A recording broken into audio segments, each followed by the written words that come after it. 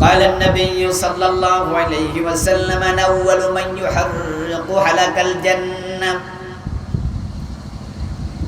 فيقول الخازن من أنت فأقول محمد فيقول الخازن بك أمرت ولا أفتح لأحد قبلك فأدخل الجنة ومعي فقراء المسلمين আল্লাহর হাবিব বলছেন আমি সব মানুষের আগে কিয়ামতের দিন আল্লাহর জান্নাতের দরজায় পৌঁছবো, জান্নাতে করাঘাত করব। দরজা আঘাত করার পরে ভিতর থেকে ফেরেশতা জিজ্ঞাসা করবে কে? আমি পরিচয় দিয়ে বলবো আনা মুহাম্মদ সাল্লাল্লাহু আলাইহি ওয়াসাল্লাম। আমার পরিচয় শোনেন। ফেরেশতা জান্নাতের দরজা খুলবে, দরজা খুলে বলবে বিকা উমিরতু আল্লাহ আফতাহ আলি আদিন ক্বাবলাক। আদিষ্ট হয়েছিলাম, আল্লাহ আদেশ করেছিলেন আপনার আগে যেন কারো জন্য জান্নাতের দরজা খুলে না দেই। আমার জন্য সব মানুষের আগে জান্নাতের দরজা খোলা হবে। ফায়াদখুলুল জান্নাহ ওয়া মাই ফুকারাউল মুসলিমিন। তখন আমি সবার আগে জান্নাতে ঢুকবো, একানোই আমার সাথে গরিব উম্মত গুলাও ঢুকবে।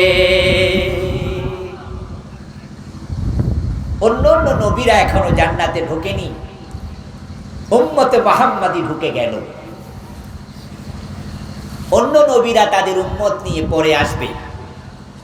এই যে আমরা অন্য অন্য নবীর আগে জান্নাতে যাওয়ার চান্স পেলাম, সুযোগটা আল্লাহ করে দিলেন, এটা কি আমাদের কৃতিত্ব না রাসূলুল্লাহর কৃতিত্ব? ইয়েস, উনার সঙ্গী হতে পারা এটা আমাদের সৌভাগ্য। রাস্তায় যখন ধুলাবালি থাকে তখন এটা মূল্যহীন,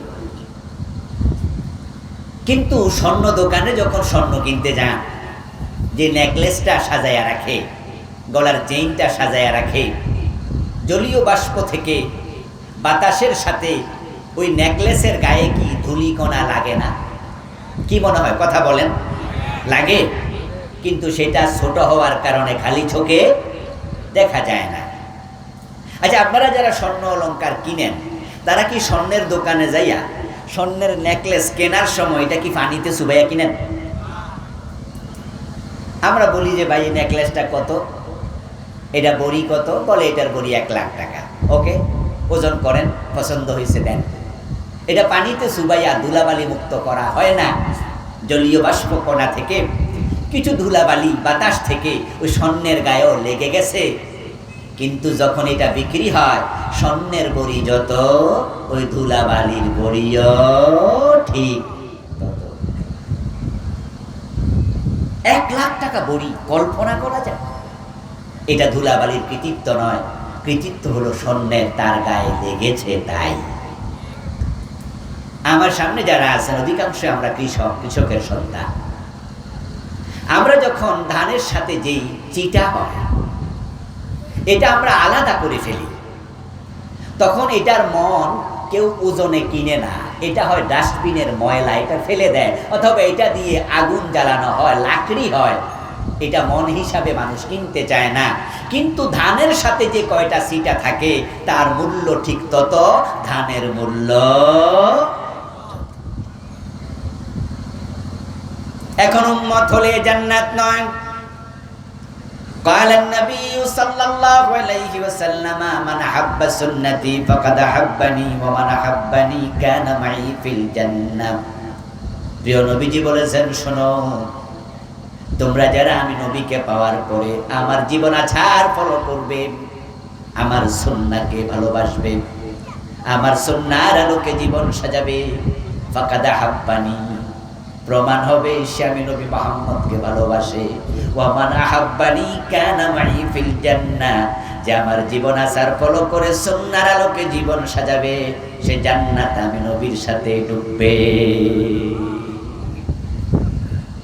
রাসূলুল্লাহ সাল্লাল্লাহু আলাইহি ওয়াসাল্লামকে নবী হিসাবে পাওয়ার পরেও যেই লোকটা জান্নাতে ঢুকতে পারলো না, সে হতভাগা। আল্লাহ তাআলা এত বড় নিয়ামত আপনাকে আমাকে দিলেন, প্রিয় নবীজি বলছেন, লাউ কানা মূসা হাইয়া ওয়া আদরাকা নবুওয়াতি লাত্তাবাআনি। আমি নবীকে মাগনা পেয়ে গেছো নবী হিসাবে। শোনো, নবী মূসা যদি জীবিত থাকতো আর আমি উনার জীবিত থাকাকালে নবী হিসাবে আবির্ভূত হতাম, নবী ঈসা, নবী মূসা সহ যত নবী, সব নবী রাসূল একজনকে বলে বাকিদেরকে বুঝালেন, তাদের নবুয়ত স্থগিত হতো, তোমাদের মতো উম্মত হয়ে তারাও আমাকে অনুসরণ করত। প্রিয় নবীজিকে নবী হিসাবে পাওয়ার পরও অনুসরণ করছে না, এমন লোকের সংখ্যা সমাজে কম না বেশি? আজকের মাহফিলে টাকনুর নিচে কাপড় পরে বসে আছেন, মাহফিলে আসার সময় টাকনুর নিচে আপনার পাজামা প্যান্ট লুঙ্গিটা ছিল, ঠিক মাহফিল থেকে যাওয়ার সময় টাকনুর নিচে কাপড়টা থাকবে, এমন শ্রোতা আছে না নাই? আচ্ছা, মাহফিলে যদি থাকে তাহলে মাহফিলে যারা আসে নাই তার খবর কি? আজকে মাহফিলে আসার সময় বিড়ি টানতে টানতে আইছে, আবার মাহফিল প্যান্ডেল থেকে বাহির হওয়ার সাথে সাথে আরেকটা ধরাইব, বাড়ি পর্যন্ত বিড়ি টানতে টানতে যাবে, এমন শ্রোতা আছে না নাই? তো মাহফিলে যদি থাকে বাহিরের খবর কি? নিজের স্ত্রীটা পর্দায় চলে না, নিজের মেয়েটা বোরকা পরে কলেজে যায় না, এমন শ্রোতা আজকের মাহফিলে আসে না নাই? তো মাহফিলে যদি থাকে বাহিরের খবর কি? মানুষ বলে সুন্দর আলী যদি কালা হয়, কালামিয়ার খবর কি? এক বেটা নাকি ব্যাংকে যাইয়া চেক লিখছে, অফিসার চেক হাতে নিয়ে লেখে, চেকের মাঝে লেখা 10,000 টাকা নাই। তো অফিসার বলল, ভাইজান 10,000 টাকা নাই, এটা কি আবার, এটা কি লিখলেন, অ্যাকাউন্টে কি টাকা নাই? চেক প্রদানকারী ব্যক্তি বলে, না না, 10,000 টাকার চেয়ে বেশি আছে, 12-13,000 আছে। তো নাই লিখলেন কেন? কিছুক্ষণ আগে দেখছি আমার আগে যিনি দাঁড়ানো উনি লিখছে 1 লাখ টাকা মাত্র। তখন আমি বুঝলাম 1 লাখ যদি মাত্র হয় তাহলে 10,000 কি?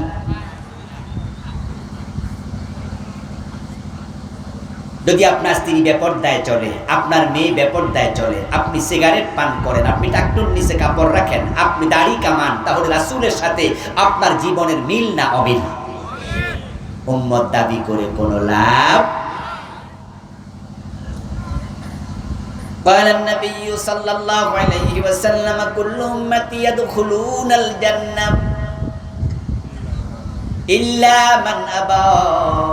প্রিয় নবীজি বললেন, আমার উম্মত হওয়া সৌভাগ্যের ব্যাপার, কারণ আমার সব উম্মত জান্নাতে যাবে। সুবহানাল্লাহ পড়ে। কুল্লু, কুল্লু মানে কি? সহজ শব্দ, সবাই বোঝেন। কুল্লু উম্মতি ইয়াদখুলুনাল জান্নাহ, আমার সব উম্মত জান্নাতে যাবে।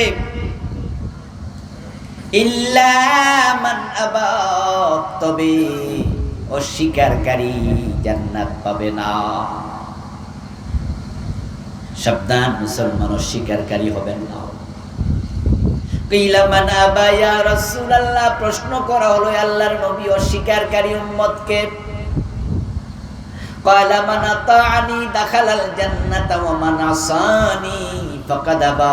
প্রিয় নবী ব্যাখ্যা দিলেন, যে ব্যক্তি আমার জীবন অনুসরণ করে তার জীবন সাজাবে, সে আমাকে অনুসরণকারী জান্নাতে যাবে। ওয়া মান আসানি ফাকাদ আবা, আর আমাকে অনুসরণ করে যে জীবন সাজাবে না, অস্বীকারী উম্মত হওয়ার পরও তার কপালে জান্নাত মিলবে না। উম্মত হয়ে অস্বীকারী হলে উপায় নাই। এখন বাংলাদেশে নাকি 92% মুসলমান। আমি বলি কাজীর গরুর মতো কেতাবে আছে, গোয়ালে নাই। বাস্তবে 92% মুসলমান লাগে না। যদি 51% বাস্তবে মুসলমান থাকতো, অনেক আগে বাংলাদেশ আল্লাহর কোরআনের আইনে চলত।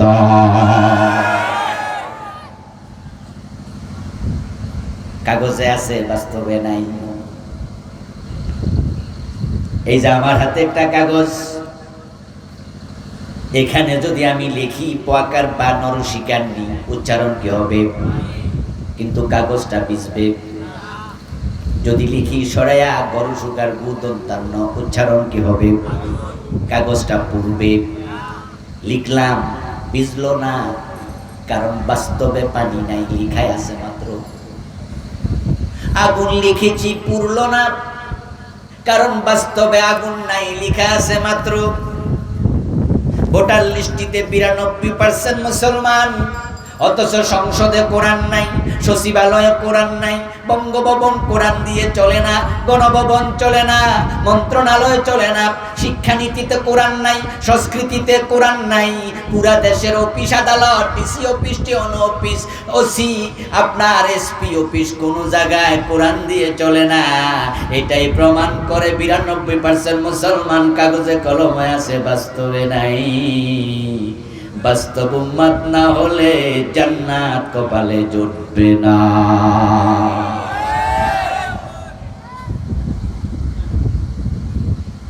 আল কাইয়িসু মান দানা নাফসাহু ওয়া আমিলা লিমা বাদাল মাউত। প্রিয় নবীজি সাল্লাল্লাহু আলাইহি ওয়াসাল্লাম বলেছেন, দুনিয়ার সবচেয়ে চালাক হলো সে মানুষ যে আত্মসমালোচনা করতে জানে।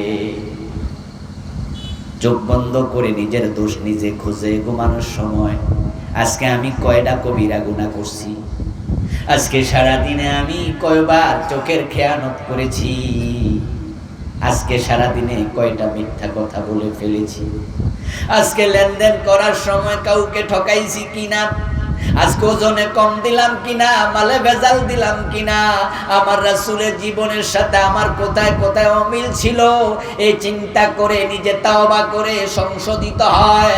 রাসূলুল্লাহ বলেন, সে হলো চালাক মানুষ যে নিজের দোষ নিজে খোঁজে। আপনাদের কাছে জানতে চাই প্রিয় ভাইরা, আমরা নিজের দোষ খুঁজি না মানুষের দোষ খুঁজি? এটা চালাক মানুষের লক্ষণ না। রাসূলুল্লাহ বলেন, ওয়া মান আহাব্বানি কানা মাই ফিল জান্নাহ, যে আমার সুন্নাহর সাথে জীবন মিলাবে সে আমার সাথে জান্নাতে ঢুকবে। এখন আল্লাহর নবীর সাথে জান্নাতে যেতে হলে রাসূলের সুন্নাহ জীবনে লালন করা দরকার আছে না নাই? রাসূল যা বলেছেন আমরা তা বলবো, রাসূলুল্লাহ সাল্লাল্লাহু আলাইহি ওয়াসাল্লাম যা করেছেন আমরা তা করব। তিনি যখন যেভাবে যা করেছেন বলেছেন আমরা তাই করব। আর এটা করলে আপনি ইসলামের উপরে টিকে থাকতে পারবেন। কারণ আল্লাহর নবী ওহির বাহিরে বলেন নাই, ওহির বাহিরে চলেন নাই, ওহির বাহিরে তিনি চিন্তা ভাবনাটাও করেন নাই।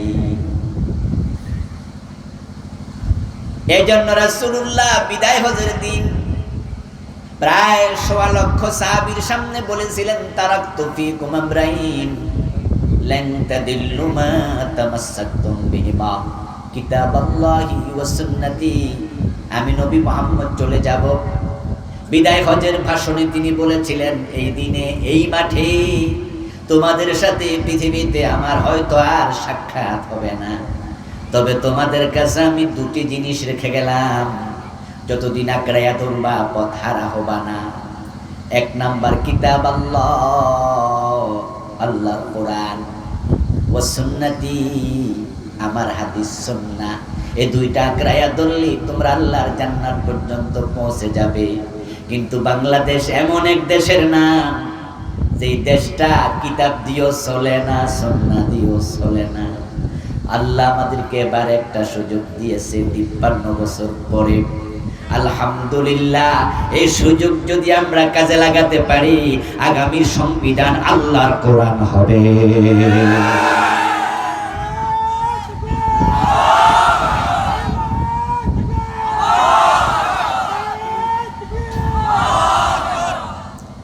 সুযোগ আল্লাহ করে দিলেন। এই ৫৩ বছরের ভিতরে পুরা সংবিধান পরিবর্তন করার কোনো সুযোগ আসেনি। 72তে সংবিধান লেখা হলো, বিভিন্ন গভর্নমেন্ট এসেছেন, তাদের প্রয়োজনে তারা কোনো ধারা উপধারা এক লাইন দুই লাইন, এক দুইটা আইন তারা পরিবর্তন করছে 17-18 বার, কিন্তু পুরা সংবিধানটা চেঞ্জ করবে এমন সাহস কেউ করে নাই। কিন্তু বর্তমানে এমন সুযোগ আল্লাহ দিয়েছে, এই সরকার যদি চায় গণভোটের মাধ্যমে নতুন করে সংবিধান লেখার সুযোগও আছে না নাই? নতুন একটি সুযোগ আল্লাহ করে দিয়েছে। এবং বাংলাদেশ সংবিধানের অনেকগুলো ধারা উপধারা এখন মুলতবি। সংবিধানের মাঝে আছে প্রধানমন্ত্রীর একটা পদ, কিন্তু বাংলাদেশে কি কোনো প্রধানমন্ত্রী এখন আছে? মন্ত্রী পরিষদ আছে? অনেকগুলো বিষয় স্থগিত হয়ে আছে। আমরা যদি চাই, এদেশের মানুষ যদি চায়, তাহলে রাসূলুল্লাহ সাল্লাল্লাহু আলাইহি ওয়াসাল্লাম কোরআন দিয়ে যে মদিনা নামক রাষ্ট্র চালিয়েছেন 10 বছর, আল্লাহর কোরআনকে বাংলাদেশের জাতীয় সংসদ ভবনে সংবিধান বানিয়ে পাঠানোর সুযোগ আমাদের আছে না নাই? এই জন্য একমত হওয়া দরকার, ঐক্যমত হওয়া দরকার। রাসূলুল্লাহ সাল্লাল্লাহু আলাইহি ওয়াসাল্লাম বললেন, দুটি জিনিস রেখে গেলাম, এই দুটিকে আঁকড়িয়ে ধরবে। আল্লাহর নবীকে অনুসরণ করা ফরজ। আল্লাহর নবী নিজে ছিলেন কোরআনের অনুসারী, ওহীর অনুসারী। ওহীর বাহিরে সামান্যটি কাজ তিনি করতেন না। মহিলা চোর ধরা পড়েছিল, হযরত উসামা বিন যায়েদ রাদিয়াল্লাহু তাআলা আনহু পরামর্শ দিলেন, ইয়া রাসূলুল্লাহ, তার হাত না কেটে অন্য কোনো শাস্তি দেয়া যায় কিনা? প্রিয় নবীজি সেদিন জবাব দিয়েছিলেন, আমার মেয়ে ফাতেমা যদি চুরি করে, আমি ফাতেমার হাতটাও কেটে দেব। এর কারণ হলো, চোর ধরে হাত কাটার অর্ডার দিয়েছেন কে? আল্লাহর অর্ডারের বাইরে চলার অধিকার নবী মুহাম্মাদেরও নেই। বরং আল্লাহ তাআলা বলেন, কুল ইন আত্তাবিউ ইল্লা মা ইউহা ইলাইয়া ইন্নী আখাফু ইন আসাইতু রাব্বি আযাব ইয়াউমিন আযীম। ও নবী, আপনি বলে দিন, ঘোষণা করে দিন, যে ওহী আমার কাছে আসে, ওই ওহী মানতে আমি নবী মুহাম্মদ বাধ্য।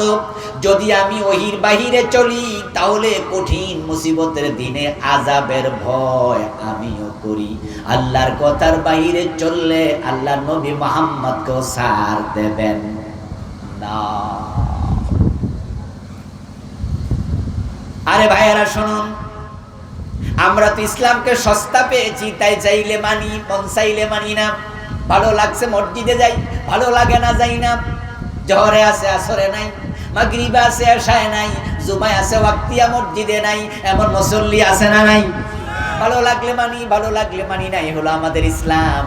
আল্লাহর ইসলাম কিন্তু এটা না। আল্লাহর ইসলাম হলো দুখুলু ফিস-সিলমি কাফা, ইসলামে পুরা ঢোকো। মুমিন যখন হবে, আত্মসমর্পণকারী হবে, ওই ওটের মতো যে ওটের নাকের মাঝে মালিক রশি ঢুকাইয়া দিছে, ওই রশি টানের বাহিরে কদম দিতে পারে না। ইমানদার হওয়ার পরে আল্লাহ রাসূলের কথার বাহিরে কোনো কথা বলার অধিকার আর নেই। রাসূলুল্লাহ সাল্লাল্লাহু আলাইহি ওয়াসাল্লাম একজন স্ত্রীর ঘরে গেলেন। আসরের নামাজের পরে ওনার অভ্যাস ছিল, উনি যতজন স্ত্রী ছিল সবার ঘরে 10 মিনিট 15 মিনিট করে সময় দিতেন। ওনার স্ত্রী ছিলেন মোট 11 জন, একসাথে জীবিত ছিলেন 9 জন। আসরের নামাজ পড়ার পরে তিনি 9 ঘরে যেতেন, 10 মিনিট করে দিলে 90 মিনিট তাদের প্রয়োজন সারাইয়া দিতেন। একদিন রাসূলুল্লাহ সাল্লাল্লাহু আলাইহি ওয়াসাল্লামের স্ত্রী হযরত আয়েশা সিদ্দিকা অপেক্ষা করছেন, বারবার দরজা খুলে তিনি উকি দিয়ে তাকাচ্ছেন, রাসূল তো ওই ঘরে ঢুকেছিলেন, আসে না কেন? 10 মিনিট তো চলে গেল, 12 মিনিট তো চলে গেল, 15 মিনিট তো চলে গেল। এভাবে অনেকক্ষণ পর রাসূলুল্লাহ ওনার ঘরে আসলেন। অপেক্ষা করতে করতে এক পর্যায়ে হযরত ওমরের মেয়ে হাফসা রাদিয়াল্লাহু তাআলা আনহাকে বলেন, হাফসা, ওই ঘরে যে রাসূল ঢুকলো, বাইর হয় না কেন? ঘটনা কি? আমরা তো আজকে ঠইকা যাবো, সঙ্গ কম পামু, সময় কম দেবে। ওই ঘরে কি আজকে কেন বাইর হয় না রাসূল? হাফসা রাদিয়াল্লাহু তাআলা আনহা বলে, কারণ আছে। গতকালকে দেখছি ওই ঘরে রাসূলের যে স্ত্রী, তার কাছে ওমকে মধু হাদিয়া পাঠাইছে, আর রাসূল তো মধু বড় পছন্দ করে, এই জন্য মধুও খায়। মজার মজার কথাও কি কয় না, মধু খাইতেছে আর মজার মজার গল্প চলছে। হযরত আয়েশা বলে, তাই বুঝি? তাহলে তো সমস্যা। আগামীকালকেও তো মধু খাবে, তাহলে কালকেও তো গল্প সেখানে বেশি হবে। মধু শেষ হওয়া পর্যন্ত প্রতিদিন বুঝি আমরা সময় কম পাবো, এটা চলতে দেয়া যাবে? বরং প্রিয় নবীজি কিছুক্ষণ পরে তো আমাদের কাছে আসবেই। যখনই আমার ঘরে ঢুকবে, ঢুকলেই আমি বলবো, ইয়া রাসূলুল্লাহ, আপনার মুখে দুর্গন্ধ কিসের? আল্লাহর হাবিব তো সাথে সাথে বলবেন, দুর্গন্ধ আবার কোত্থেকে আসলো? মধু খাইছি। আমি তখন বলবো, ও বুঝতে পারছি, এটা মাগাফিরের দুর্গন্ধ। মাগাফির হলো মৌমাছি বসে এমন ফুল, যেই ফুল থেকে মধু আইনা জমা করলে দুর্গন্ধ হয়, ওই মাগাফির নামক দুর্গন্ধ আপনার মুখে। রাসূল তো দুর্গন্ধ পছন্দ করে না, তাহলে অবশ্যই আগামী দিন ওই ঘরে গেলে আর মধু। আমি এটা বলবো, তারপরে আমার সাথে গল্প করে তোমার ঘরে যখন যাবে, তুমিও একই কথা বলবা, হুজুর আপনার মুখে তো দুর্গন্ধ। তো রাসূলুল্লাহ যদি বলে মধু খাইছি, আপনিও বলবেন, তুমিও বলবা মাগাফিরের দুর্গন্ধ। তাহলে দুইজন যদি একই কথা বলি, তাহলে কথাটা রাসূল সত্যই মনে করবে আগামীকাল, আর আমরা সময় কম থেকে পাবো না, বঞ্চিত হব না। দুইজন মিলে একটু কৌশল করলেন, যদি এই কৌশলটা সুন্দর কৌশল ছিল না, কিন্তু রাসূলের প্রতি এটা ভালোবাসার বহিঃপ্রকাশ বটে। সহিহ বুখারীর riwayat শোনাচ্ছি। ঠিক তারা দুইজন পরিকল্পনা করলো, করে তারা রাসূলুল্লাহ আসার পরে এই কথাই বললেন। আল্লাহর হাবিব বললেন, আয়েশা বলো কি? মাগাফির। ঠিক আছে, আর মধু খাবো না। হাফসার গলে গেলেন। হাফসা রাদিয়াল্লাহু তাআলা আনহা বললেন, মুখে দুর্গন্ধ, মাগাফির। রাসূল বলেন, ঠিক আছে, আল্লাহর কসম আমি আর মধুই খাবো না। আপনাদের কাছে আমি এবার জানবো, আজ বোঝেন কিনা দেখি, বাড়ি পর্যন্ত নিতেই বলতে। মধু কি রাসূলের পছন্দনীয় না অপছন্দনীয়? আল্লাহর হাবিবের জন্য মধু পান করা হালাল না হারাম? পছন্দের জিনিস, ভালোবাসার জিনিস, হালাল জিনিস। কিন্তু রাসূল যখন বললেন, আল্লাহর কসম আমি আর মধু পান করব না, এখন মধু খাওয়া কি জায়েজ হবে? কসম না ভাঙ্গা যাবে?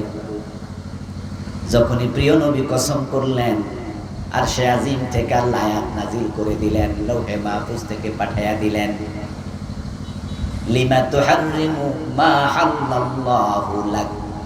সূরা তাহরিমের প্রথম আয়াত। ও প্রিয় নবী, আমি আল্লাহ যেটা হালাল বানাইছি, কসম কইরা সেটা হারাম বানানোর অধিকার আপনারে দিল কে? রাসূলের ইসলামটা আমি বুঝাইতে গিয়ে উদাহরণটা, হাদিসটা আনলাম আর কি। আমাদের ইসলাম তো হলো, মন চাইছে মসজিদে গেলাম, মন চাইছে আর গেলাম। মহিলা ধরা পড়ছিল, আমি সেখান থেকে আসতেছিলাম, রাসূল বলে, আমার মেয়ে ফাতেমা চুরি করলে হাত কেটে দেব। কারণ চোর ধরে হাত কাটার আদেশ দিয়েছেন কে? জোরে বলেন কে? রাসূল বলে, আমার মেয়েকে ছাড় দেব না। এবার আপনাদের কাছে আমি প্রশ্ন করতে চাই, 53 বছর বাংলাদেশে চোরের হাত কাটছেন কয়দিন? এদেশে চোর নাই, তো হাত কাটলেন না। এই যে আপনি কাটলেন না, আল্লাহর আইনের বাহিরে চলে গেলেন। যে রাসূলের জীবনের সাথে, আল্লাহর বিধানের সাথে জীবন মিলাবে না, সে রাসূলের সাথে জান্নাতে যাবে কেমনে?